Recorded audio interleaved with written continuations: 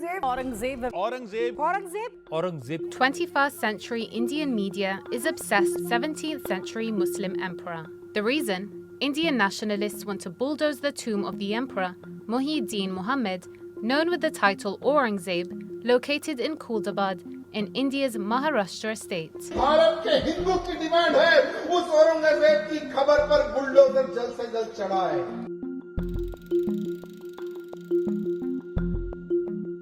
The debate was reignited after the release of a blockbuster film about Sambhaji, a ruler of Maratha Empire, executed on Aurangzeb's orders in 1689. The film has grossed over $65 million, revived historical tensions, and even inspired a bizarre treasure hunt for Sambhaji's fictional lost gold. Critics have called the film historically half-baked, accusing it of feeding into Bollywood's trend of historical revisionism and anti-Muslim rhetoric, especially when it comes to Muslim figures of the past. But it's not just Bollywood. Even Prime Minister Narendra Modi and his party regularly invoke Aurangzeb as a symbol of tyranny. Aurangzeb के अत्याचार उसके आतंक का इतिहास साक्षी है, जिसने सभ्यता को तलवार के बल पर बदलने की कोशिश की. His portrayal as a comic book villain has fueled efforts by India's ruling Bharatiya Janata Party to erase the Mughal emperor's legacy, renaming streets and cities once named after him,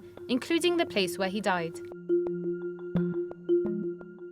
Aurangzeb Alamgir ruled one of the largest empires in history, the Mughal Empire, from 1658 to 1707, expanding it across modern India. His father, Shah Jahan, who built the Taj Mahal. Under Aurangzeb, the empire's population swelled to 158 million and comprised nearly 25% of the world's GDP, making it the largest economy in history, surpassing the manufacturing power of Europe at the time. A devout ruler who codified Islamic law, he compiled a book called the Fatwa-e-Alamgiri in collaboration with hundreds of scholars, and maintained diplomatic ties with the Ottoman-aligned sheriffs, leaders of the Sharifate of Mecca. But Hindu nationalists, influenced by far-right RSS ideologue Vinayak Savarkar, depict Aurangzeb's reign as a dark age, citing temple demolitions and forced conversions. Many historians dispute this narrative, citing that 1/3 of Aurangzeb's nobility was Hindu, a higher share than previous rulers. While he destroyed some temples of those who rebelled against his rule,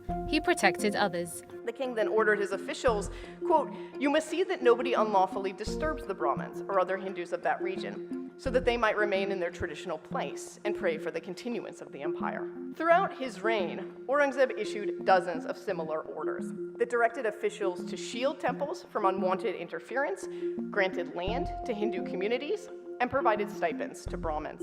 Aurangzeb waged a campaign against the Marathas, executing several of their rulers who resisted his rule. When he died, he was buried in a simple grave in Maharashtra, now the epicenter of Hindutva nationalism.